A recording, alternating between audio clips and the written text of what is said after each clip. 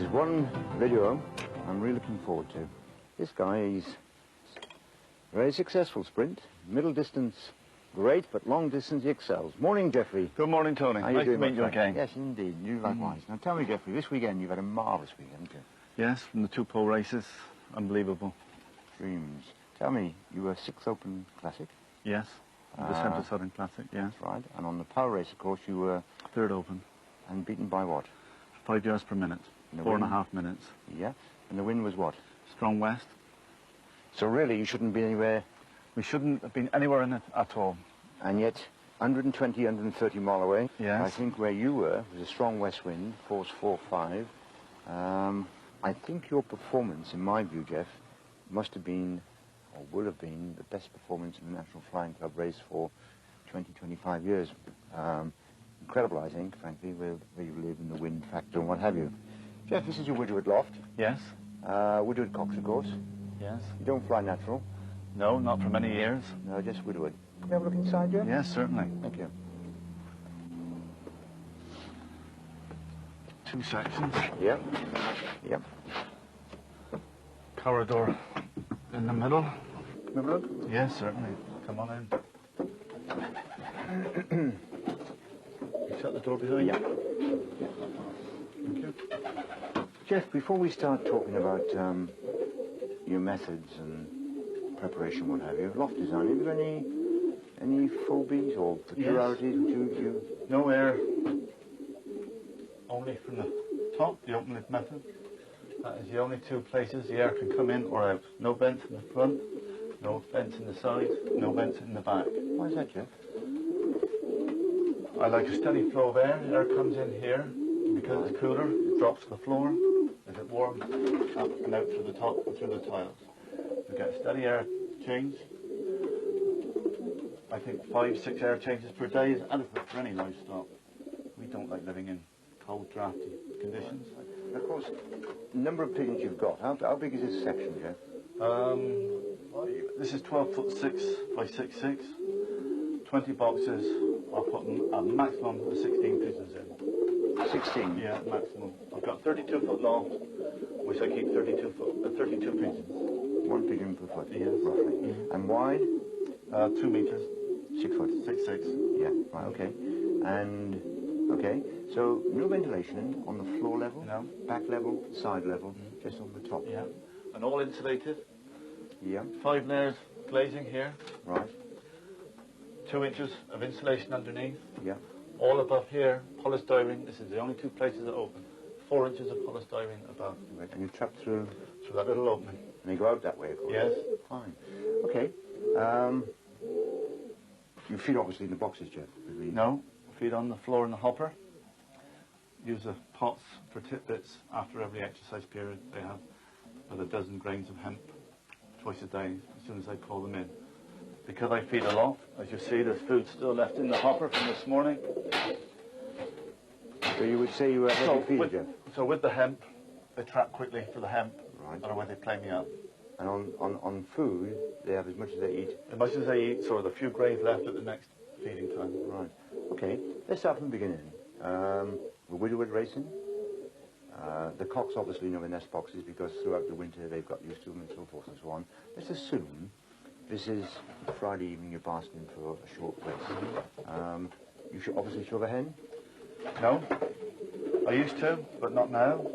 All I would do is come in, open that side, turn the bowl over, pigeon to go in that side, put that down.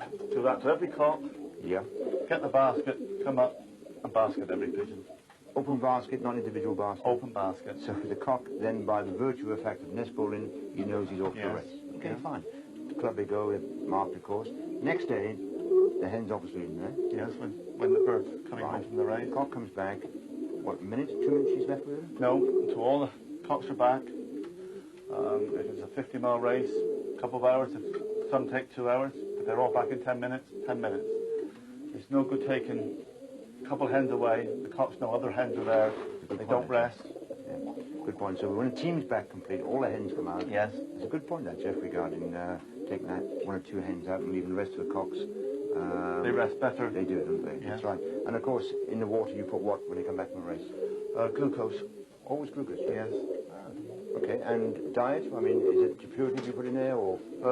Never feed the purity. You don't? Never. Never. Straightforward racing mixture. Which is all The racing season that I mix myself. That's all the week. Okay, so that's, let's say Saturday. On Sunday they exercise in the usual way? Day after a race, they stay in. Day after, always Sunday day Yes, race? even if it's only a 50-mile race, following day they stay in. If I let them out the following day, because they've seen their hens the previous day, they would not exercise, they would not grow. When I let them out, I want them in the air, and I want at least 3/4 an hour solid fly. Okay. So Sunday they're indoors, same diet? Yes. Nothing else in the water? No, nothing Sundays. No, okay. Oh, yeah, sorry. Sundays and Mondays, they have a tea mix, herbal tea, and garlic, and glucose. And there's a commercial which you can buy anywhere? Natural tea, glucose, and a whole garlic ball mixed into 2 gallons of water. Fine, okay, so that's very straightforward, very normal, isn't it? Out they go for exercise. Do they exercise very well? Yes, exceptionally well. I let them out. I put a flag up. Ah, so you flag? Yes, great believer in the flag for old and young birds. You flag them? Mm-hmm. And they flag them for how long? 45 minutes, everything closed, and then the flag comes down, flaps open, they have 15 minutes to do what they please. Outside? Outside or in, I call their playtime. They do, and then I observe them. And in those 15 minutes, you can tell more about the health of them than any other time. Training, Geoff, what, once a week, once a month, or? Twice a year. Twice a year? Yes, twice a year. That's at the beginning. I'm laughing because it's at the beginning of the season. Yeah. Twice a year. Catherine does the training twice a year. Just 2 tosses? Yes. Before the actual race? Yes. And how far? Approximately 12 and 20 miles. Remarkable, Geoff. So, 12, 25 mile, they come back to the hen? Yes. They don't see the hen before they go, but they come back. Right, yes. Right. And well, this year, because the weather was so fine when the birds were sitting,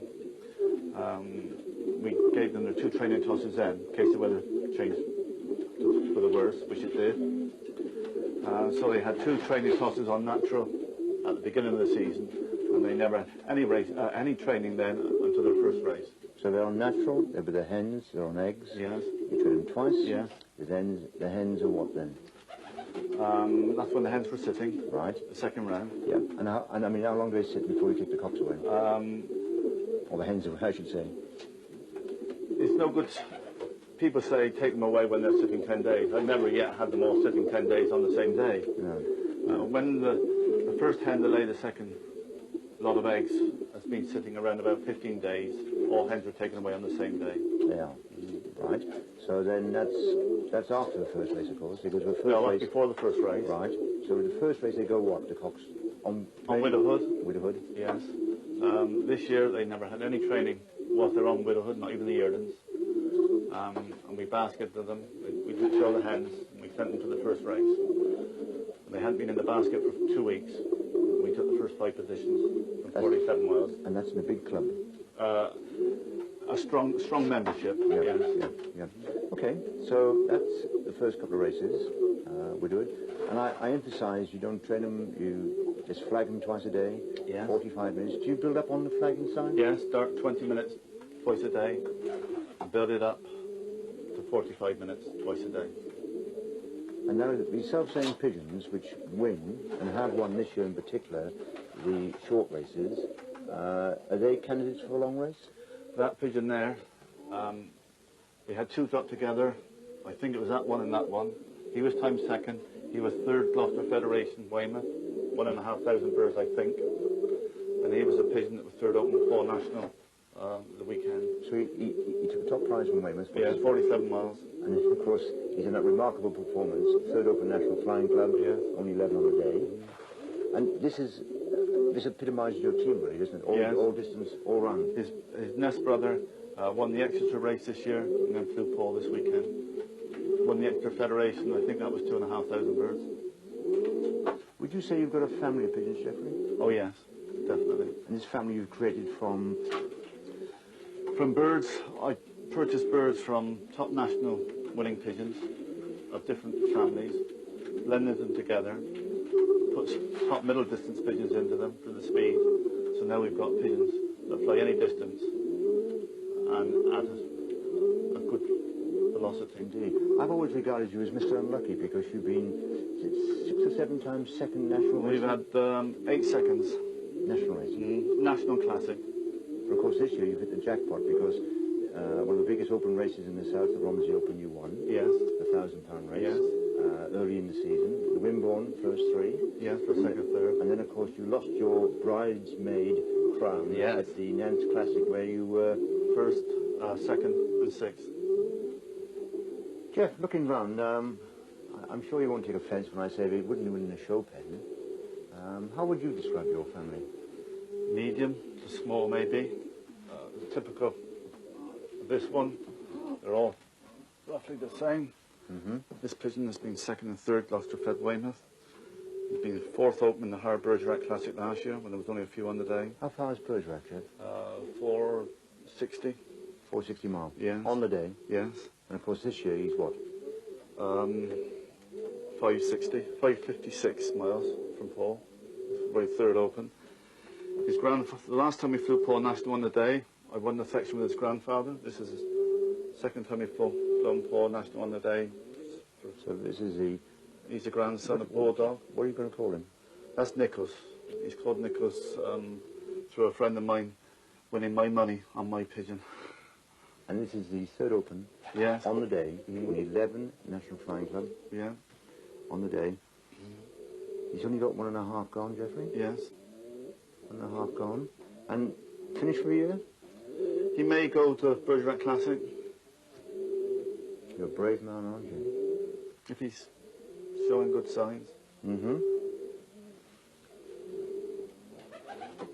Nicholas. Nicholas.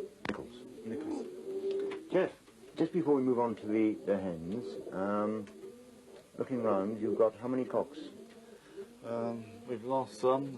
There's 12 left out of 16 that started. Yeah, that's normal, isn't it? I mean, the way you race them. Did you go every race before Pau? He went to Nantes BBC, 2 weeks rest, and to Nantes National. And from Nantes National, 4 weeks rest. No, 3 weeks. It was 3 weeks apart this year. Into Pau. Yeah. This resting, by the way, this is normal for you? Yes. You believe in it? My Saints national team, they haven't been for 4 weeks. They'll go to a 60-mile open race on Sunday. Right. If the weather's good, yeah. They'll have 2 more weeks rest. Right. And into Saints National. If the weather's bad Sunday, they'll have 6 weeks rest and straight into Saints National. And the feeding doesn't change? No. I keep it simple. Right. Right. Can we just talk a little bit about medication, Geoff? You know today with the antibiotics, some people put different coloured water almost every day, additives, they can go faster, they can go whatever. You into all this here? I use brewer's yeast, put on the food with wheat germ oil. You've got the vitamin E in the wheat germ oil. You've got your B vitamins, the B vitamins in the brewer's yeast. That's all. No other vitamins, nothing else. Antibiotics, I'm dead against. The so-called cures before the season starts, to me is absolutely madness. How you can cure a pigeon when it's not even ill, I just don't know. Well, you know, that's fine, but bearing in mind out there, a lot of people don't understand quite the same way as you do. I mean, you surely have your pigeons tested, do you at all? Yes, I've got a microscope. You have? Yes. We test the droppings regularly. The only thing we normally treat for is worms. We haven't treated for canker 2.5 years. Never treated for coxy. That is not quite true. Once we treated one section, the count was very high. Within 2 or 3 days, the count was rock bottom. After 7 days, it was back to where it was previous.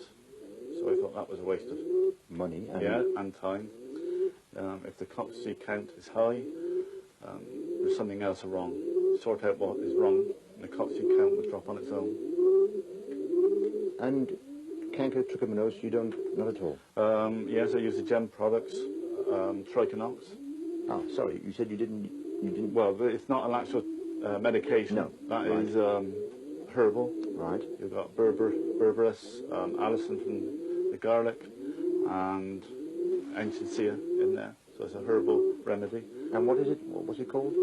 Trichinox by Gem Products. Right, right. That goes in the water 3 days a month. And as this is the second of the month, it's in the water. It goes in the first, second, and third of every month. Right. Throughout the year. That's right. So similar to that little section about medication, you're back to nature, man. You Yes. believe in the natural extracts of what have you, to not with antibiotics. Definitely. I think it's very dangerous to reduce the canker count to nil in a pigeon. As soon as it comes in contact with a hot bug, it's got no natural immunity and it's in trouble. And worms, of course, is occasionally. Worms, if I've got worms, they're treated. Yeah. But if you keep the loft dry, make sure you've got no gutters, damp patches outside the loft where the worm eggs can Manifest itself. Yes, you're fine. Fine. So it's We blow torch the loft around once a month. that's a secret, that is, Geoff, blowtorching it. It kills anything, all the eggs. If you had one worm egg in those pigeons, you'd have 1 million eggs within 2 days, or right? less. Yeah. This microscope you use, obviously through trial and error, you've now become very competent. Would you recommend it to most pigeon fanciers? Yes, it's easy to learn. Probably frightened them to death the first week they looked at it, but once they got used to it, yes, it's very good. So it's part of your... But don't be frightened when you see something, like if you see a few coxy eggs, which we always do, don't run off and buy some medication for it. No. And canker trichomonas, you don't use any of the preparations? No. Not at all? Never. Okay, Geoff, that's good. Okay, all bird loft were in, cocks looking marvellous. They're ready for scents in, what, 2 weeks' time? 2 weeks, yes. And after the way you've been flying this year, I would think you're getting very confident. That pigeon there, what we call Wim, Yep. he won the Wimborne Open from Guernsey. He was 6th section out Nantes National. Right. And he's got a few other firsts to his name. I'm confident on him. So when the result is published, I should be looking for... And another one in the next section that won the Romsey Open, was second in your RP championship race. That's the 2 main candidates. Good. That's the yearlings. Good. Geoff, all very interesting. I think we better leave them in peace. Can we have a look at the young pigeon? Yes, certainly. Okay, fine, let's have a... Steady on, man.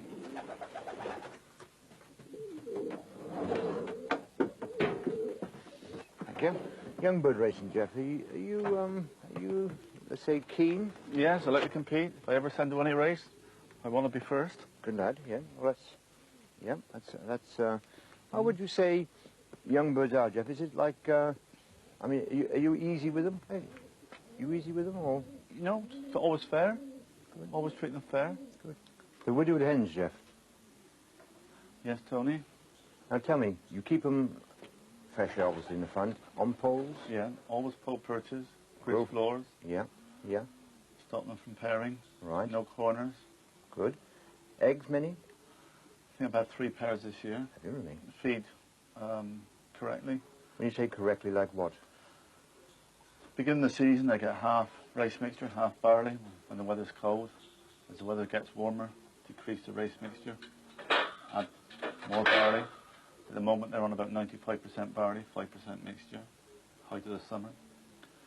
I feed once a day in the evenings until about 2 pigeons drink, and then stop feeding. And keep in good condition. And do you like say on a Friday, give them a bit different mixture, heavier, just to... No. No? No, if you do, I know a lot of people do, but then when you put them back in, because they've had that better mixture, they start to pair together and look at one another. No, always keep them down. Find them perfect for the cocks anyway. And they respond to the cocks in a Yes, positive way? absolutely brilliant. Yeah. And do you value the hens as, like, if a hen is not responding to the cock, do you sometimes change the hen? Very difficult. If a cock is winning, I never change the hen. Never. I did once. A good racing cock, John, had a hen. When he came back, she would look at him, walk in the bowl, walk back out, right miserable looking female. Mm. And he was winning really well. And then, end of one season, a gentleman offered me some money for this hen. And I thought, yes, we'd give him a more precocious, better hen. So I sold it. And that following year was the worst season I ever had with that cock, John.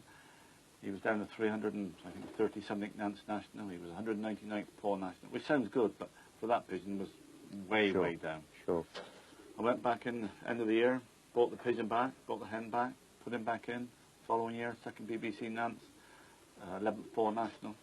So and that hen never ever showed to that cock. It didn't. But that cock loved that hen. Amazing, isn't it? Amazing. Oh, so that's interesting. And of course, these hens, what we're now talking first week of July, you're going to repair these? Yeah, they'll be repaired, reared, one youngster each of the cocks. All those hens in there are class hens. They all race very well as young birds. If there were 4 or 5 channel races, they would go to every one. I would keep 4 or 5 hens a year, and it had to be the real cream of the racers. Yeah, yeah. And they're out of good cocks and really race well themselves. There's section winners in there. There's one hen in there was third open in the Guernsey Central Southern Classic Flying Club. There's two national section winners in there at the moment. All on Woodward? Yeah, but I take the youngsters from the beginning, at the end from them. You never tempt to race these at all, Geoff? No. Hens lay eggs. That causes problems. A lot of people race hens successfully, but I find the cocks so easy. There's 2 ways to race pigeons. I always pick the easiest. Yeah, that makes sense. That makes sense, my friend. It's okay. They are one youngster. They're really youngster, and they go into the motor course. Yeah. And you separate? They'll stay with their cocks until the end of October. Sit 1 or 2 pairs of eggs. They won't be allowed to hatch. Right. And then they're separated. Right. And then they go in a young bird loft. So they fly out all winter. Right. And then they're repaired in February when I repair the widowed cocks. Right. Rear one youngster again. Sit the eggs, and then they're back into here for the racing season. Right. That's interesting. Can we have a look inside? Yes, certainly. Just tell me what I hear a noise. What's that? Radio. What's that? So that the cocks don't hear the hens. Well, you've got radio in there. Yeah. Turned up. All the time. And the cocks are about 5 yards away, 15 feet away. Yeah, they don't hear the hens. It's a good idea, isn't it? They've got radio 2 or radio 1 all day long. The yearlings like radio, the more modern music, and the older hens like the... You do a punch around to me, young man. They're about 15 feet away. Radio up loud. Good idea, actually. The noise of the radio. Yeah. Can't hear the cocks going. Let's see these youngsters coming. Yeah, certainly. You've tossed them yet, have you, Geoff? They've had 3. 3. Yes. And that's, what, 10, 12 miles? You'd like to ask Catherine. Catherine does all the training. About 5, I reckon she's been to about 15 miles with them. But, come on in.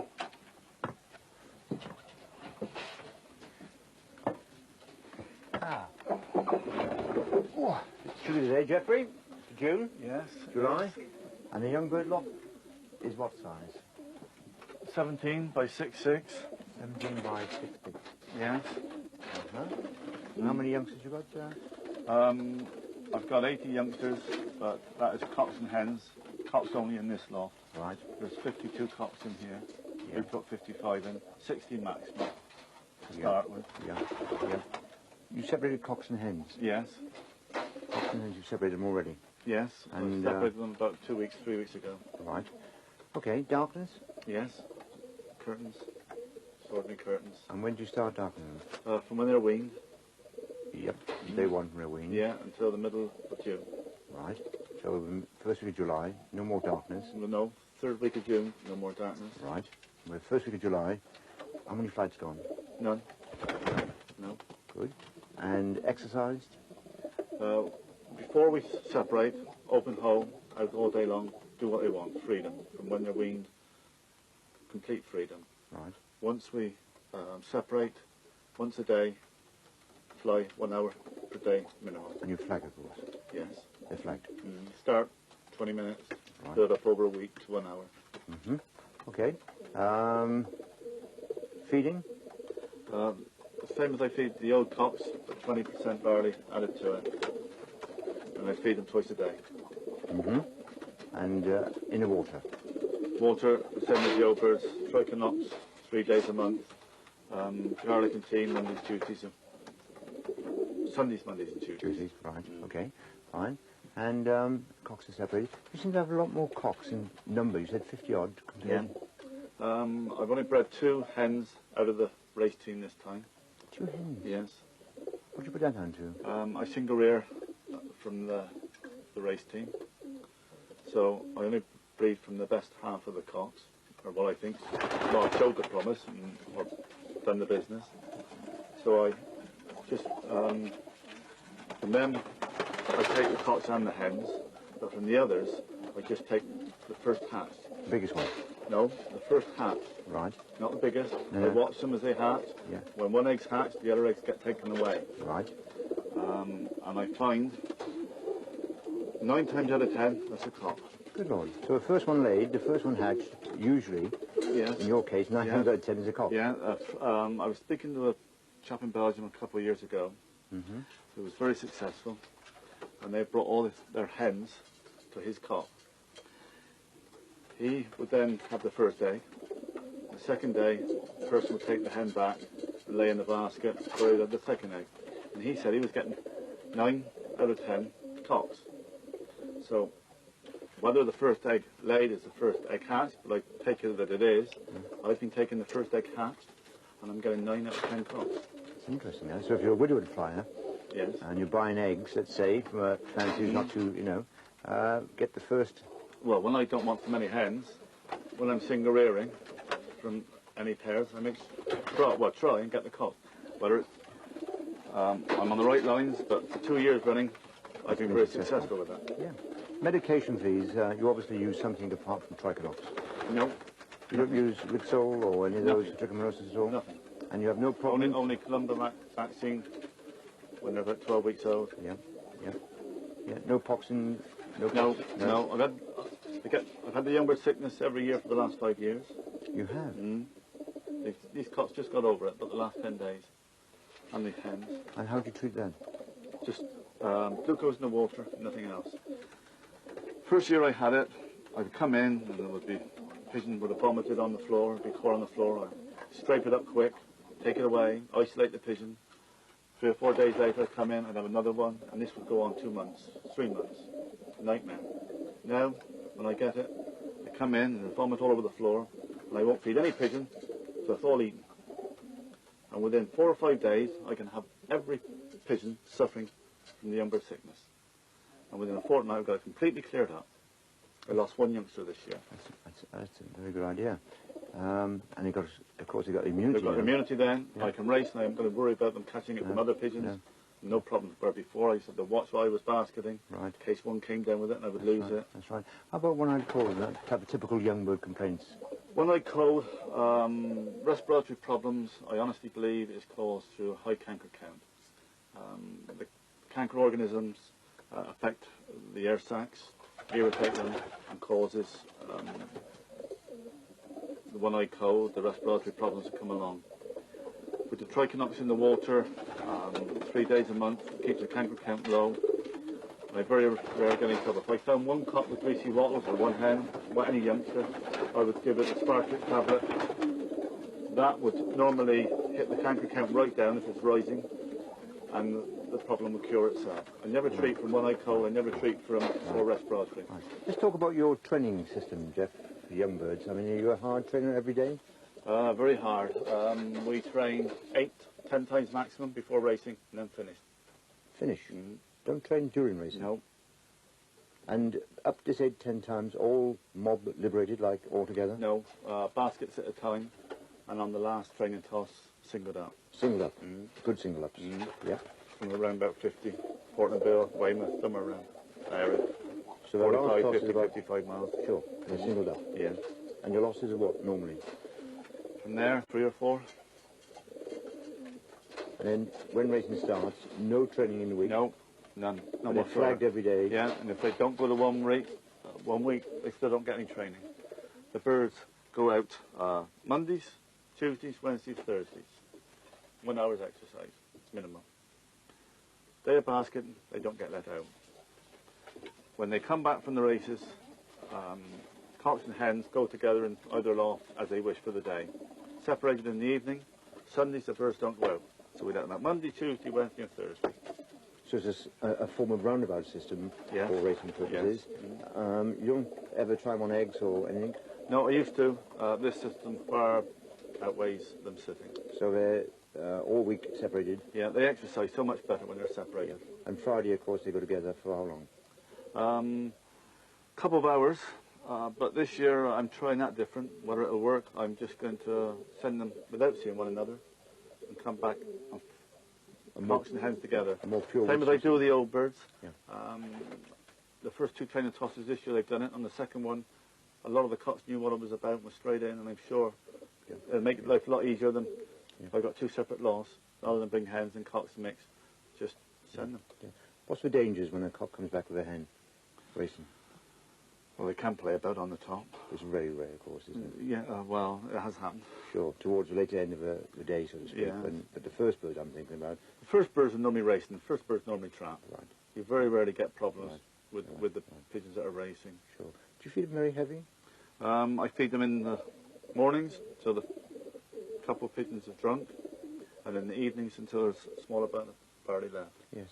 That's 2 good ways, isn't it, really? First one to drink, and a few pinches of barley left. If I give them any more in the morning, when they're out for exercise, like the hens go out in the afternoon, I feed those in the morning. I want to be able to get them in the evening, so the first couple of drink. But in the evenings, they always got it, so there's a few grains of barley left. So, racing. Cocks and hens.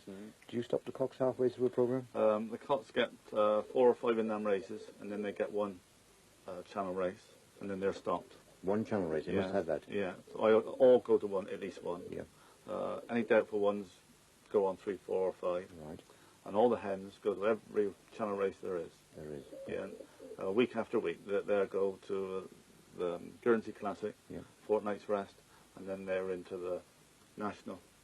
And then the following week they're into the BBC Wrens race, and the following week they're into the Wrens Classic That's race. 4, of course, isn't it? Yeah. So these young cocks fly 1 channel race? Yes. 4 or 5 inland races, which is maximum, what, 80 mile down to? Maximum run about 68 miles, then they go to Guernsey 120. Right. And then the best of them are stopped. And the hens go all the way? Yes, they go to Guernsey with the Classic. A fortnight later they go to the Youngbird National, then Wrens with the British Barcelona Club, and then the following week again Wrens with the Wrens, how 77 far is Wrens Classic. to you? Only 224. Yes, But flying the English Channel is not easy for youngsters week in, week people out. tend to forget this, actually. When you live up north, they think we fly young birds 300 miles to the coast. But across the water, even 100 miles. Many of these races are 8, 10, 11-hour jobs. 8 hours to the winners, many of them. Across the water? Yes. Yeah. Yeah. Okay, let's talk about your loft. Is this, would you say this is what, you tell me. Exactly the same as the Old Loft. It's roof's insulated, open hole at the top for ventilation. No ventilation in the fronts, sides or back. Right. Do you got a lamp you use lights at all? Yes. End of the youngbird season, when we're racing, when the days get shorter than the nights, no matter how long they've been on the start of the system, they start to molt their bodies again, so we keep the days long, so the feathers good for all the youngbirds. So you have found with the darkness system, they're held back a little in the molt. With the light on a bit longer each day, it accelerates and catches up. No, it holds the molt back. Normally, by the first week of September, because the days are getting the same length as the nights, they start to molt the body again. Yeah. So then when we get to the main races, though the wing's not molted up on the 5th flight, maybe only in the 2nd or 3rd, the body starts. If you keep the days longer than the nights, they won't molt the body. Good point. Good point. Boxes on the bottom, what are they? Yeah. Nest boxes? A box to play with. Just open them up on race days, and the cocks and the hens can call. They'll have their little territory, fight for their little box. That's on a Friday. When they come back, more than anything, Right. they get to know that when they come back, those are open. Yeah. And what's in those little boxes? Nothing. Just ordinary open box. And you can play about in them? Yeah, they can play about. Make sure they're passing back. You get 2 cocks in there together, they'll cause one another a lot of damage. That's interesting, eh? Okay. And better on the floor than up here. Because on the floor, they're all competing at the same level. Sure, sure, sure. A couple more things. A floor, you clean out twice a day? Once a day. Straighten them once a day. You don't use deep litter, straw? No, shave? I used to use deep litter. What good way of keeping youngsters. A good way? Yes, healthy way. Done a lot of winning on deep litter, but started affecting my chest. So pigeons were fine, but I was coughing up all day and night. So now we scrape once a day. And tell me, the darkness system, what do you call darkness? 7 at night or 8 till 8? For the darkness system, all that's needed is for the days to be shorter than the nights. If you make the days only half an hour shorter than the nights, they'll molt as late breds. They think it's winter, and they'll molt their bodies through, but not their wings. So no matter what time of year it is, as long as the night is shorter than the day. No, the days are shorter than the nights. Yeah, right. If only by half an hour, the darkness system works. That's awesome. Some people say 2-3 hours. It's not needed, as long as it's half an hour difference. The days are half an hour shorter than the nights, it will work. They'll molt their bodies, but not their wings. And compared to the old system, which we all practice, how would you compare it? Oh, far more competitive. When I'm racing these youngsters, every one will be in perfect feather. Where before you were trying to race when the pigeons were molting. Once the pigeon starts to molt, it doesn't want to fly. Because they won't fly, people basket them, take them down the road.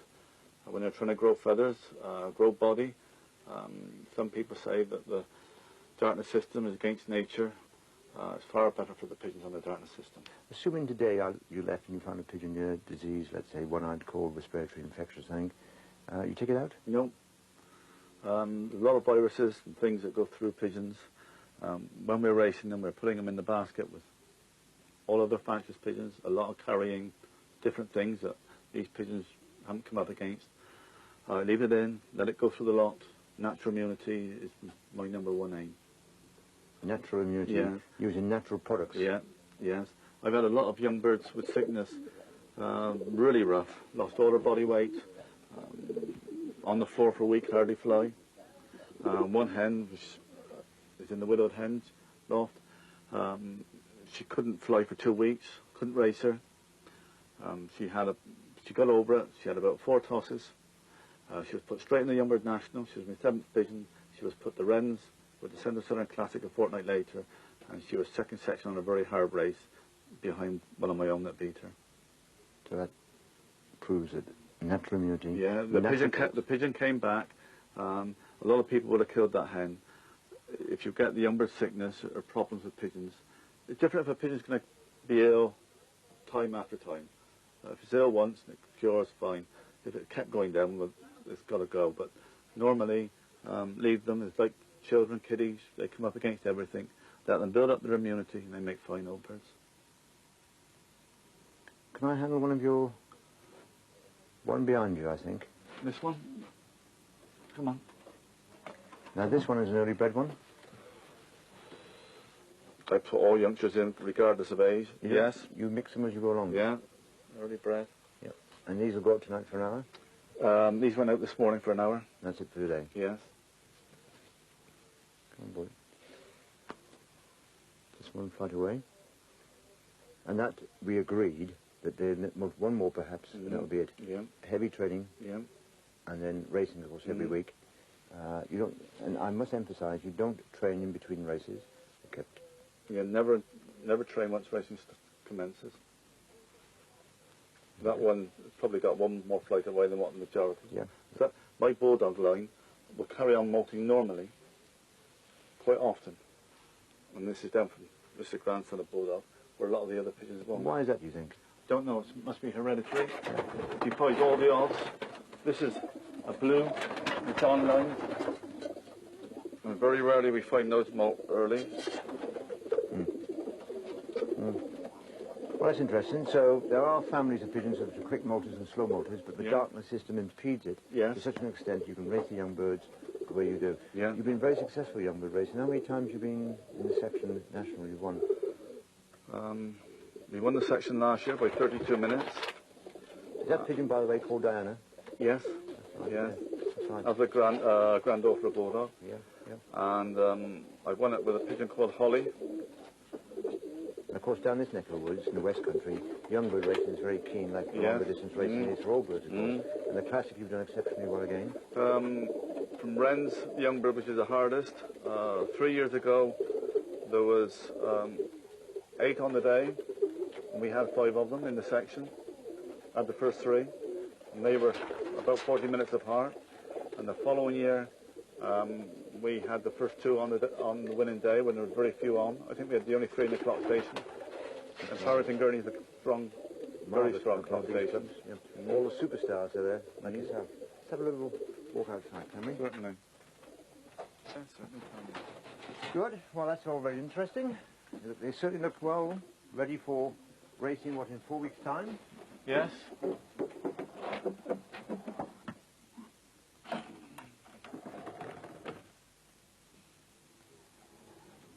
If we can have a chat down the bottom. Yes, certainly. Um, Hello, little man. Oh, yes, Catherine.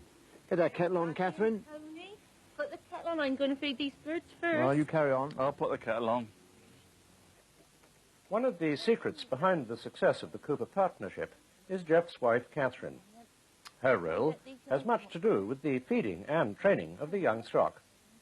And the younger member of the family is fast becoming a keen fancier too. Geoff's son, Christopher, is learning the ropes with his mother.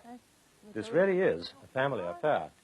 We feed a very simple method. We watch when they're feeding to see how much corn is left. When the birds go to the drinker to drink towards the end of the meal, then we stop adding food.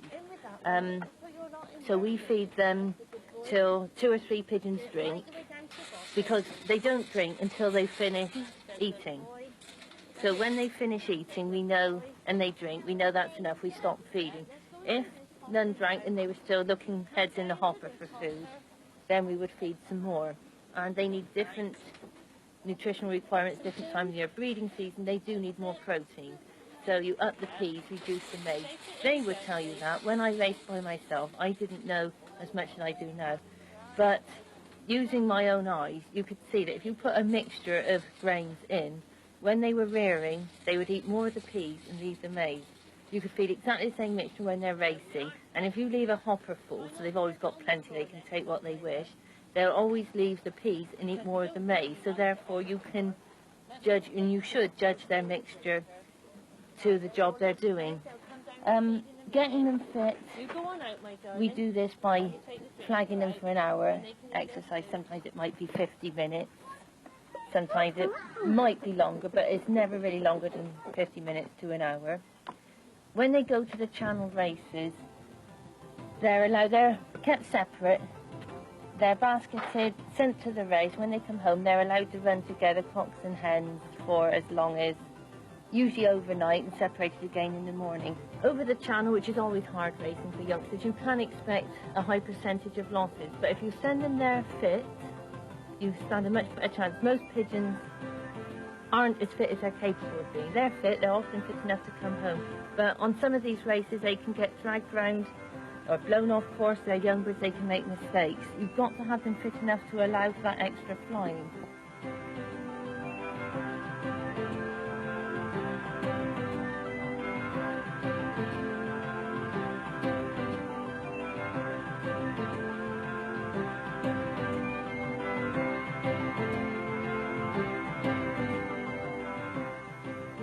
Geoff, thanks so much this afternoon looking around your wonderful team of all distance winners, and they do, as we all well know, from 100 mile right through to 600 mile, etc. Just tell me, have you any quirks, like, for example, eye sign? Are you an eye sign man? Once I really studied eye sign. I spent 7 years taking photographs, doing drawings of every pigeon I bred and raced. After 2 or 3 years, I thought I really had it cracked. After 7 years, I had 2 large boxfuls, cardboard boxfuls of material. And after 7 years, I thought, what a waste of time and waste of paper. So what's your conclusion? I cannot tell through eyes. Some people say they can. To me, there's only one way to test a racing pigeon, and that's to race it, put it in the basket. If you want to test a breeder, breed the youngsters and race them. Basket is the only true judge. So the basket, of course, is a tool which enables you to form this wonderful team of racing pigeons. Can I just go back on your training methods? You don't train at all. I must make that clear, because people said to me, Geoff Cooper, don't train pigeons, but frankly, pigeon fans has been very sceptical. You don't train at all? Catherine does the training. She'll tell you where she takes them and when. With the old birds this year, Tony, when they were sitting, when they were paired up sitting, normally we in the past train when the hens are removed and they're prior to the first race. But this year the weather was so good when they were sitting, we thought take advantage of it. We don't like training if it's under 10 degrees, and it was really warm, as you know, a beautiful spring. They had one training toss of approximately 12 miles due south. Then a couple of days later, still whilst they were with their hens, they had another training toss at Wincanton Racecourse, which for us is about 22 miles, and that was it. And then, in the meantime, of course, this wonderful flagging, which allows you to come back indoors and have a cup of tea whilst the birds hang on. Food, by the way, you buy the best? No. Why not? Why? Mix my own. I buy the food from Wilsbury's Corn, it's always clean and good. If plate maize is cheaper, I buy plate maize. If tick beans were cheaper, I'd buy tick beans. At the moment, white peas are the cheapest, I buy white peas.